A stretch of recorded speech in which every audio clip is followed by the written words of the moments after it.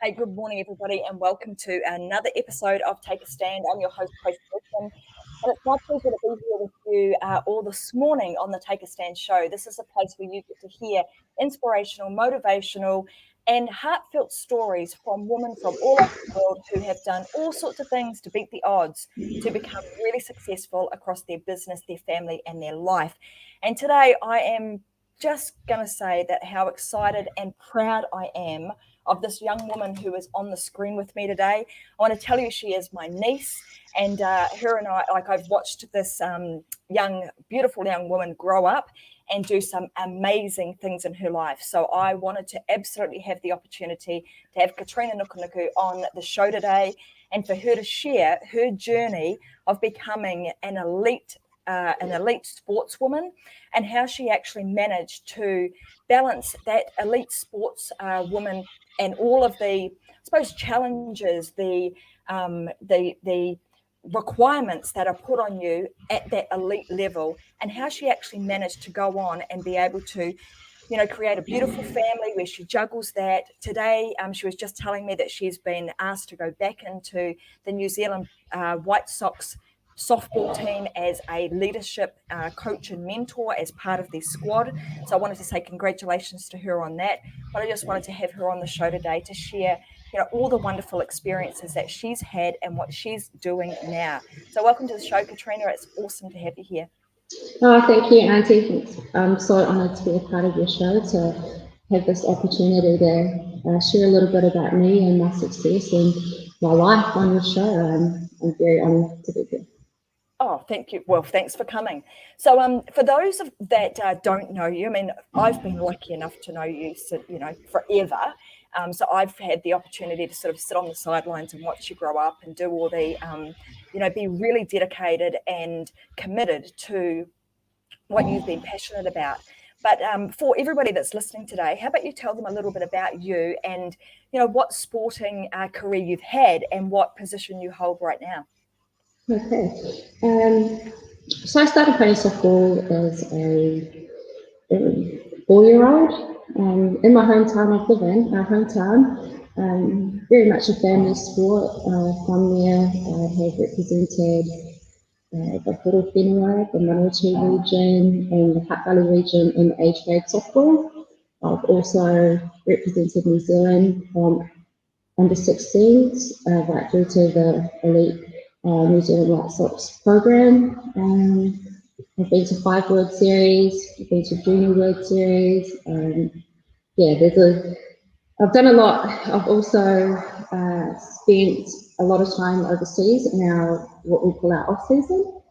So basically, spending our New Zealand winters playing abroad. Mm. Trina, one of the things that, a lot of people, I suppose, struggle with as they're going through kind of life is they have these passions about particular things. And for you, in the hometown that we grew up in, which Trina's just said, we grew up in Levin, in a small town, small community in the North Island of New Zealand. And sport was always a big part of kind of what we did there. That was how we kept busy. That's how you keep your kids busy and out of trouble, was to play sport. And she was lucky enough to grow up in a family that was extremely sporting and extremely talented. So being able to do that from a very young age and then follow that through right the way through to being a elite sportsman. And guys, if you can hear a bit of background noise, that's because Katrina's at work right now and she works in a really busy environment. So just be aware that we've got her here today, but she is in a busy environment right now. So we'll try and minimise the amount of noise, background noise, as much as we possibly can. But anyway, she was lucky enough to be able to be brought up in that kind of environment. How do you think that has impacted your life, like now as an adult, and looking back at your childhood?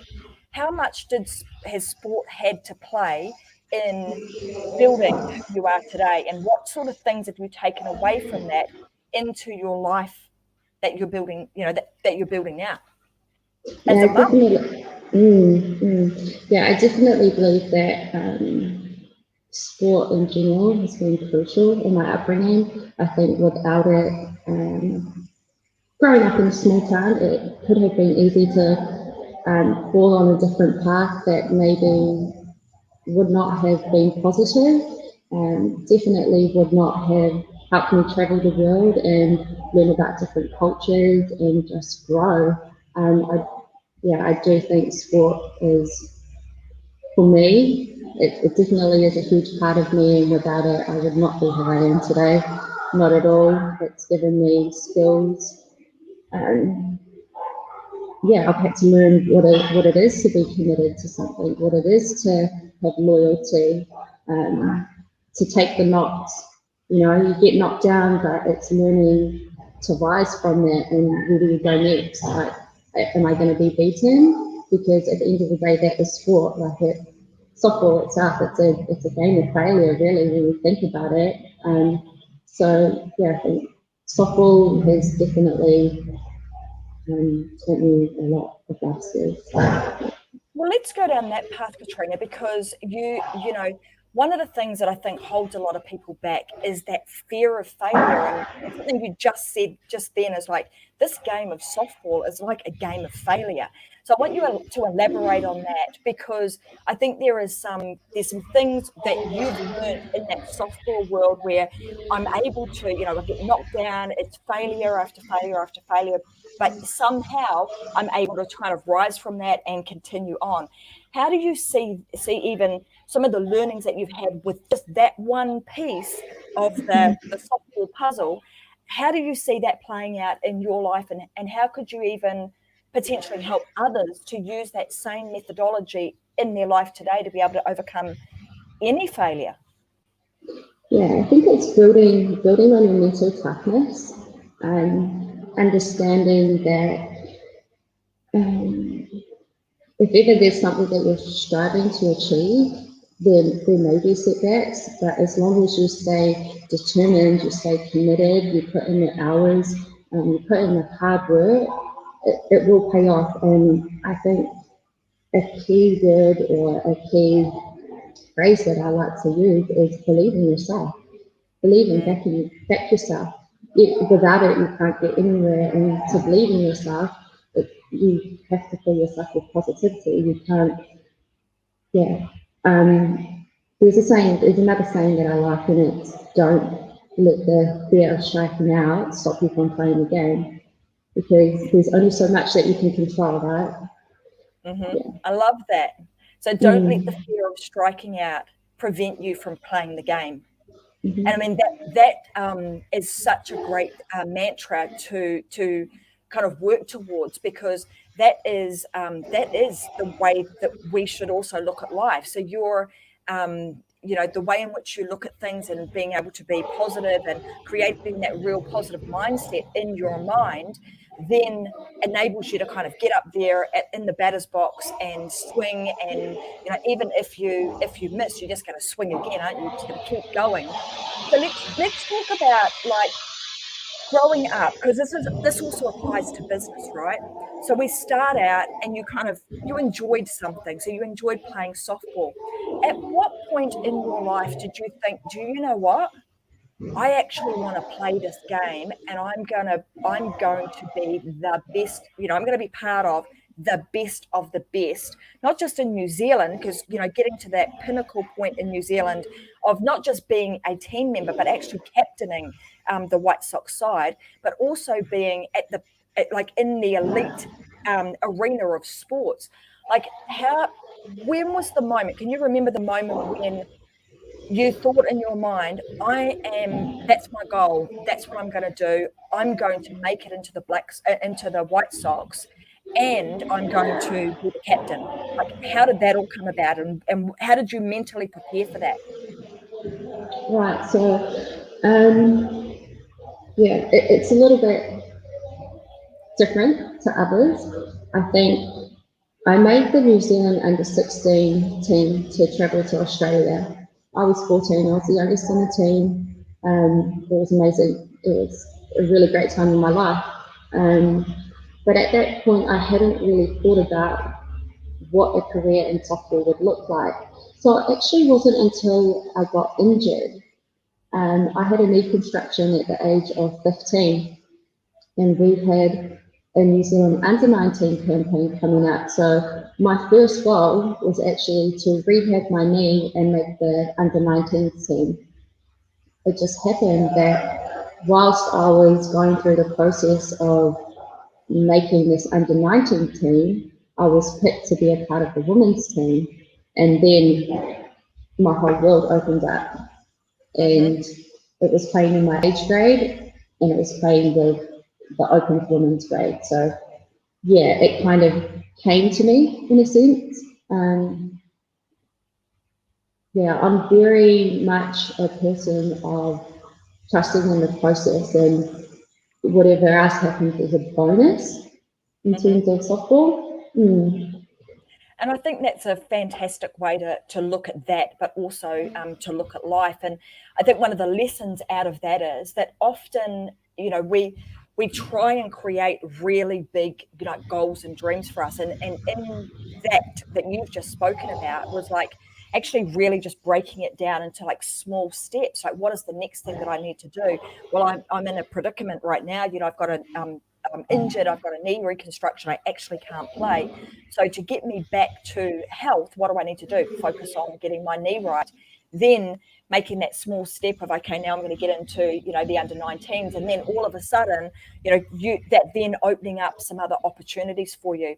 So once you were exposed to some of that and you saw, hang on a minute, my talent is actually being recognized here. And, there could be an opportunity for me to go further with this. What did you start doing to prepare yourself for that? I trained a lot without any excuse. Yeah, it's crazy. Softball in the bin wasn't that big at the time, and to progress to the next level meant that I needed to play in a bigger region.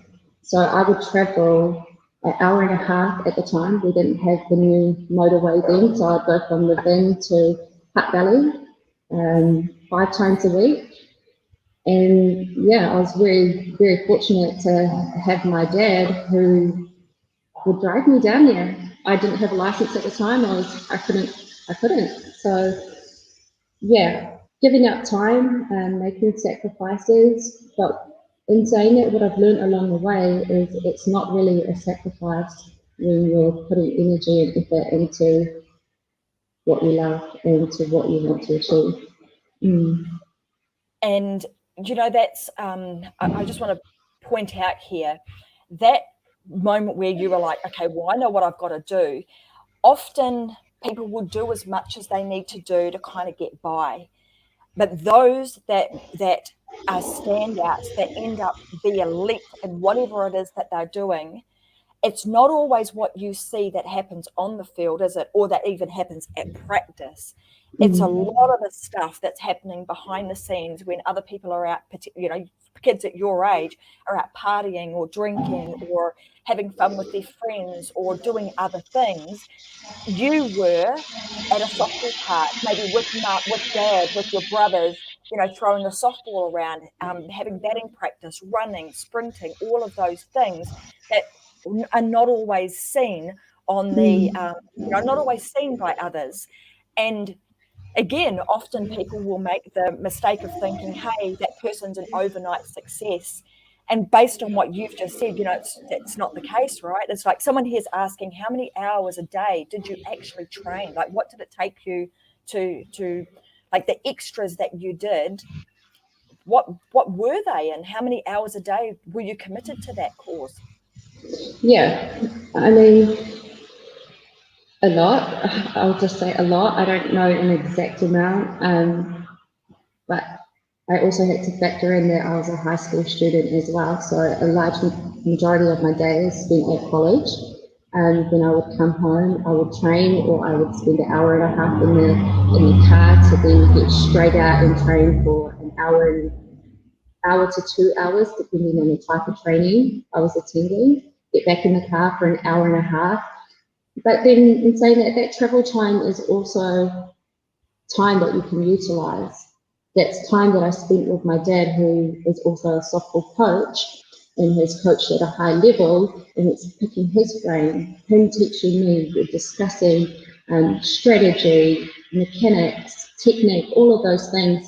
So yeah, when we talk about hours of training, it's non-stop, really.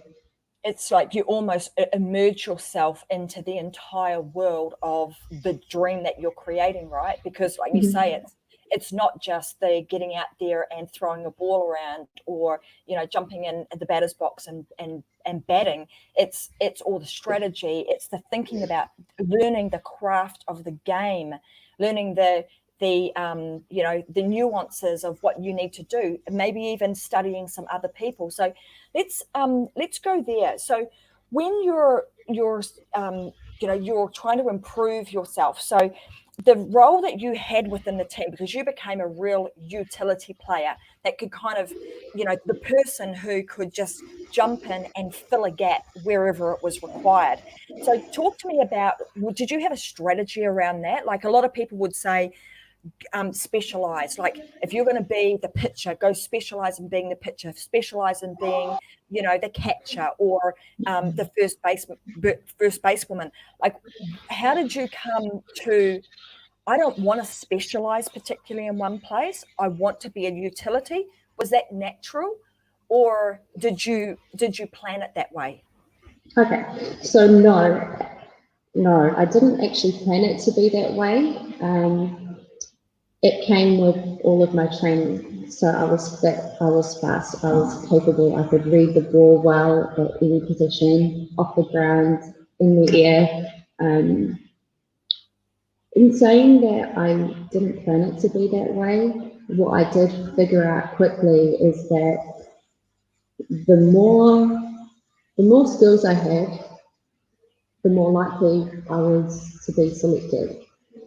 So I put an emphasis on being a well-rounded athlete at the time when I was first coming into the team, rather than I want to be a specialist, second base, shortstop, etc. There were older players in the team at the time who were amazing and who would still be amazing today. So yeah, I had good role models and good idols, people that I idolized. I wanted to be like them, but I also understood that to be pickable, or to make myself, to open myself up to be selected, I needed to be well-rounded. So it's almost like, you say being well-rounded, but making yourself selectable, because you were so versatile in being able to, instead of being a specialist and I can only use you as a catcher, or I can only use you at first base, you being able to go anywhere. So if there were an injury in the team, well, it would be easy you made it easy for your coaches to be able to place you in a position which gave you, enabled you to actually strengthen your team, because it made you, the person that could just jump in at any spot, so your team wouldn't have a weak spot. And I think it's really interesting, this particular topic that we're talking about now, that versatility, because if I apply that to business, so in the Take a Stand show, obviously we're talking to all sorts of women who are doing all sorts of things across their business, their family, their life, and that involves sporting. But also from a business perspective, that ability to take on board what Katrina's saying, and saying, well, I have to do the hard yards. I've got to do everything I can to learn my craft and potentially be a utility. And often the conversation in the business world is you need to specialize, specialize, specialize. But also what I see in the business world is when you start to be a utility and very versatile, when you're talking about one specific thing and you're specializing in that, it's almost like having that peripheral vision, like you saying, well, I knew how to read the ball. I could see it coming from, from the air, from the ground. I could read the plays. I knew what was going to happen. I could almost foresee what was going to happen next. So being able to have that level of skill makes you extremely desirable. So let's let's go down the path of, I'm going to take you back to 2016.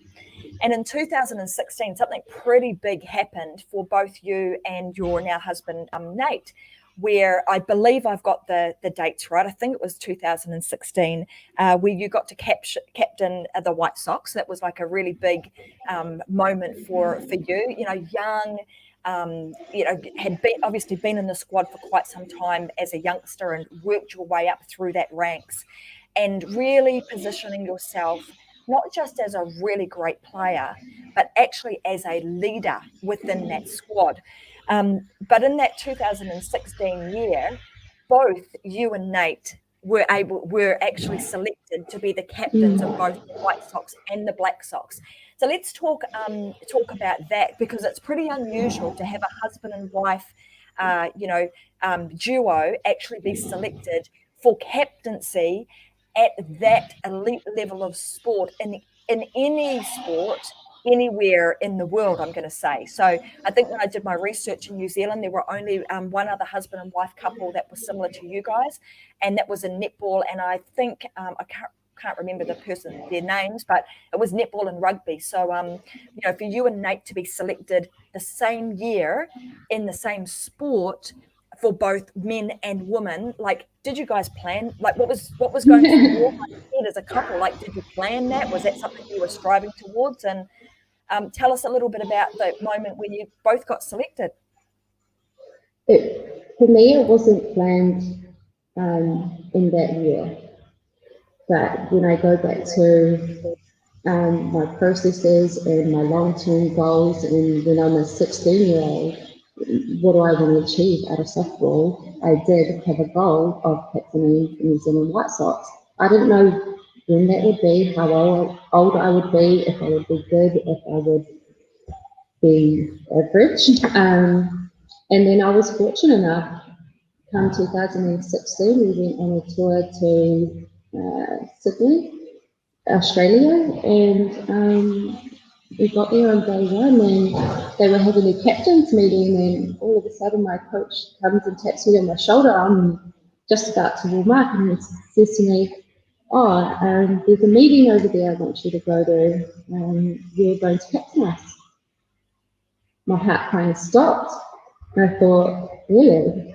This has been a dream of mine since I was a kid, and it doesn't matter. Honestly, it doesn't matter how long you captain for. When that is on your shoulders, you got to keep running. You got to keep going. You got to keep the wheels turning for your team. So I hustled over there into a meeting, and I was surrounded by every other captain that was there, and it was surreal. It was a very surreal moment. I was standing next to Stacey Porter, who is the woman of the Aussie Spirit team, and she's an amazing athlete. She's so tall, and she's an amazing hitter. She's not intimidating, but the fact that I was standing in the same line as her, and my dream had pretty much come true in that moment, it was amazing. It really was. I can just say, like, we were extremely proud of you for the achievements that you've had, and it just makes me want to tear up just hearing kind of transporting myself into that moment for you, Trina, and it's pretty friggin' awesome. So hang on a minute. So what's really awesome about this, guys, is that when you start to see people actually believe in themselves and follow their dreams, and you start to listen to what it was that they did. So there's some really pertinent things that Katrina has spoken about today. We call her Trina B in the family, but that we're hearing Trina say today, right? So it's that dedication. It is having a dream. It's setting a goal. It's doing the stuff that is seen, but that you do behind the scenes that is not seen, that makes you stand out.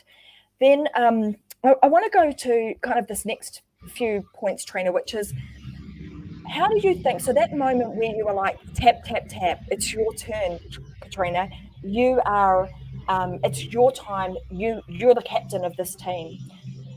And you then talking about, so I had to switch then at that moment and go, gosh, I've got to do something to really carry this team. Like, talk me through how that changed for you. So you moved from being, I'm a member of the squad, to now I'm the captain and the leader of the squad. What is the difference and what changes did you have to make? To be honest, not a whole lot in that moment, and that's purely because we all know, everyone knows there's different types of leaders, and I like to think that I'm a leader who people will follow because of what I'm doing. But it's my actions that will get people to follow. So it's, am I being professional? Am I executing my skills? Am I motivating these girls by what I am doing right now? I didn't have a lot of time to plan, and it probably worked in my favor. But it's thinking more about the players and their welfare as well, rather than you're only thinking about yourself. It is checking in with the team and saying, hey, are you all right? There are so many factors that can dictate what your performance is going to be like. Yeah, so checking in, I definitely try to check in a lot with the girls in that first week. And yeah. And again, there we go, guys. It's the things that you do that are behind the scenes, right? That are off the field that make a huge difference. And you know, leading by example. And like you say, there's different types of leadership, and the type of leadership that has held you in good stead has been, I'm just going to do it. I'm going to lead by example. I will lead the way and just work. You know, my work ethic is going to shine and allow that to shine. So I think that's been wonderful. Let's talk a little bit about, this is all kind of pre-children, and then things obviously change. And nowadays you've got, a fantastic mum of three little ones. I mean, nowadays, even though you're still, in the thick of the sport and you're still in that leadership squad, how do you manage work? You're at work right now with family and also, life, and trying to still maintain a really successful elite sports career. How do you do that? And what are some of maybe some of the tips that you could give other people when they're trying to balance everything? How do you hold it all together? Yep. It is hard. It is very hard, but I think the most important thing to have when you're trying to balance everything is a support network. Like, I'm very fortunate. My parents, my siblings are very supportive of me. I have my mother-in-law, my sister-in-law, there's Nathan, my husband. We work together, and everyone understands that I have a dream, and this soccer is what I'm very passionate about, and they believe in me more than I believe in myself a lot of the time. So it's that support, that encouragement that keeps me motivated, keeps me on task, keeps me from sleeping sometimes, because it is cutting back on sleep sometimes to make sure that you're up doing the training that you need. I often go to the gym late at night, like it's 10, 11 o'clock at night after going to work, after being up early hours of the morning with the children. Yeah, it is organisation, being a good organizer, or having a plan of what your day needs to look like, and then how is that going to work? How do I fit it in? Prioritizing. Yeah. Mhm. So, and you're right. Like, one of the things that it doesn't matter what it is that you're doing. If you have a dream, one of the things that you want to work really hard on is pulling together and maintaining that really good support network around you. And it's a little bit like softball, right? It's like who you're going to have on the diamond with you are the people that you want to, that are going to show up, are going to do their best, are going to support you, and help the whole team make the dream work. So I think you've got a great recipe for, ongoing and continued success with that. So as a sportswoman, in that arena, generally you have a really short window of opportunity, right? Because you usually, particularly in softball, there's injuries, and we get a little bit older, and we don't become as agile and etc. that we would like to be. So there comes a time where we kind of have to retire from that sport, and you're not there yet. But I know that you've had some moments of, like, I've gone away, I'm going to have the children, and maybe even some moments of being left out of squads. And we started with this kind of like that moment of softball is about, learning how to deal with failure over and over and over again. How did you mentally manage yourself when you were left out of squads? Like, and having to climb your way back into, or work your way back into a squad? Like, how did you do that? Yeah. When I was left out of the tennis team for 2018, it was really hard. And it was a time in my life where I really questioned who Katrina was. Like, who am I? Who am I without being a part of this New Zealand program? Who am I without softball? And it's taking a good hard look inside of yourself and understanding your worth, understanding that you're often more than what you think you are to yourself. You're more to other people than just a softballer. Hey, you've got to remember, you've got 3 kids now. They're looking up to you as much as softball is for you. You are for them. That makes sense. Absolutely. Yeah. So it's reflecting, and it's a bit of soul searching. It's reevaluating what your goals are, and if softball still was on my piece of paper, then it was okay. So what is my plan? How am I going to get myself back into the squad? What do I need to do? What do I need to change? Often, like just in my situation, I had been a part of the program for a long time. Maybe became a little bit stale in the eyes of people. I don't really know, but you do have to look at yourself and make a change if you want a better situation. What are you going to do for yourself to get you where you need to be? Yeah. It's almost like this reinvention of yourself over and over and over again, right? So it's like, how in your mind I can hear and see that you were kind of going through, well, how do I now continue to keep myself relevant? And that's really important, is that relevancy, because if we don't stay current, we don't stay relevant, then you become stale, and you end up being able to be replaceable. So I think that that those moments of kind of going inwards and really self-reflection and thinking about, well, who am I really? Because not allowing just softball to define who you are, that you are way more than that, like you say. And often sometimes it takes other people to remind you that, hey, you make a real big difference in this world, and you make a difference to me, and et cetera, for you to stop for a moment sometimes and think, yeah, I'm much bigger than just this, which is great. So where to from here, Trina? Like, now you're back into the swing of things. Tell us about what's going on now. What are you up to? Yeah, so I'm kind of in that reinvention stage. Yeah, definitely. So I've been fortunate enough to be selected back into the squad and have a leadership role within the team. So for me, on my personal journey at the moment, is about going back to the basics. What do I need to be successful in this team? As an athlete, as a leader, and as a representative of this country?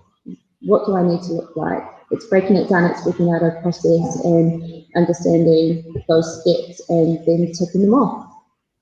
If there's stuff that I need to do today, what do I need to do today that's going to make me better tomorrow, that's going to put me one step closer to my goal? Yeah. That's what I'm up to. I love that. I love that you're, in this, and we have to do this regularly. And often people will get kind of stuck in that moment of, or we sometimes see that as like, a midlife crisis. We're totally nowhere near that yet, but people will label it those sorts of things, and it's just those moments of, okay, I'm going to reinvent myself, and what does that look like? Or evolution is probably a better word, right? So we're continuing to evolve ourselves into the new me and the new chapter of what I'm doing. So I want to say I'm going to wish you all the very best in your new endeavors. I know that it's not just softball you've got going on. You've got a few other concepts and ideas that you've shared with me over the last few days that I think are super exciting as to where you're going next. And I want to let everybody know that they should just keep their eyes and ears peeled for Katrina Nukunuku and just seeing what she's about to kind of unfold over the next few months. So keep your eyes and ears peeled for that. Where's the best place that people can go hang out with you, Trina? Is it like on Instagram?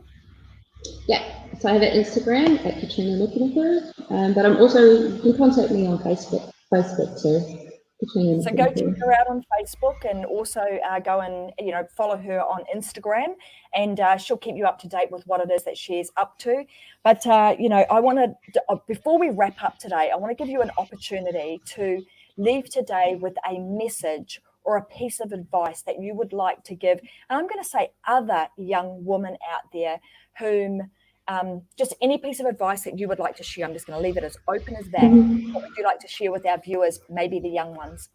Yeah, just to believe in yourself. I do believe that it's hard for other people to believe in you if you don't believe in yourself, and to love yourself. If you don't love yourself, honestly, ask the question: why would other people love you? And it just brings it back into being positive, loving yourself, have a plan, have a goal, dream big. Nothing's impossible. Yeah. Beautiful. If I can do it, anyone can. Absolutely. Well, that's yes, they can, with the same level of dedication, motivation, and commitment that you've had. If we apply ourselves like you do, it is absolutely possible. So I want to say congratulations to you, and also to your husband, Nate, because I know, it takes a partnership to make all of this sort of stuff work. So, and having him there to support you is wonderful. So congratulations to you and your beautiful family. And I look forward to continuing to support and watch you unfold into, whatever this next chapter of life leads you down. So thanks very much for being here today. And guys, I want to say to everybody else, thank you so much for watching today. Here she is, Katrina Nukunuku. She's my beautiful niece, and I wanted to give her the opportunity to share with you the amazing stuff that she has done in her, I don't even know how old she is now, because to me she's still a teenager. So it's always a teenager with children, and she's totally not. But anyhow, I wanted to give you an opportunity to kind of hear from her, because she is somebody whom I've seen and watched put in the hard yards over not just one season. We're talking many, many years, and we're almost up to, I would say, almost 2 decades of commitment to her dream to make things happen. And if you want to do that, you absolutely can. It takes commitment, dedication, making sure that you follow through with things, and just continue to sharpen your sword in whatever area of life that you're trying to progress in. So thanks very much, everybody, for watching today. Thank you for your participation and being here and putting all the comments down below of support for Katrina. And I want to say thank you very, very much to her for being on the show today. Thank you for having me. Thanks, all everyone. right, guys. Thanks very much for being here. I'm going to be back again with another episode of Take a Stand, which will have another amazing, inspirational woman. You just never know where she's from, that will help us to stand up, stand firm, and stand out in this world of business, but also across their family, their business, and their life. So thanks very much for joining today, guys, and we'll see you again with another episode, this time 10 a.m. Brisbane time next Thursday. Bye for now.